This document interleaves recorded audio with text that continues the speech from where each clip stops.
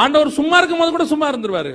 உன்னை கீழே தள்ளணும்னு முடிவு பண்ணிட்டான், நீ தள்ளுடா பாப்போன்னு முடிவு எடுத்துருவாரு. நீ எப்படித்தான் தள்ளுற என் பையனை நான் பாக்குறேன் அப்படின்னு கீழே தள்ளவே விட மாட்டார். இஸ்ரவேலை ஒழிக்கணும்னு எத்தனை தேசங்கள் முடிவு பண்ணாங்க, இன்னை வரைக்கும் இஸ்ரவேல் மேல கை கூட வைக்க முடியல. காரணம், தேவனாகிய கர்த்தர் கூட இருக்கிறார். யோசேப்போடு கூட இருக்கிறவர், தானியேலோடு கூட இருக்கிறவர், தாவீதோடு கூட இருக்கிறவர், நம்மோடு கூட இருக்கிறார். அல்லேலூயா. சில நேரங்களில் அப்படிப்பட்டவர்கள் எழும்பி உங்களுக்கு விரோதமாய் பேசுவார்கள், உங்களை போட்டு கொடுப்பாங்க, உங்களை பத்தி அநியாயமா சொல்லுவாங்க, இல்லாதவைகளை சொல்லுவாங்க. நான் உங்களுக்கு அந்த நேரத்தில் ஒரே ஒரு காரியம் மாத்திரம் சொல்றேன், இது என்னுடைய எக்ஸ்பீரியன்ஸ். ஒன்னே ஒன்று சொல்றேன், தயவு செய்து அதற்கு உடனே கவுண்டருக்கு கவுண்டர் பதில் மட்டும் கொடுக்காதீங்க. நீங்க பேசுனீங்கன்னா கர்த்தர் பேச மாட்டார். நீங்க அமைதியா இருந்தால் உங்களுக்காக கர்த்தர் வழக்காடுவார்.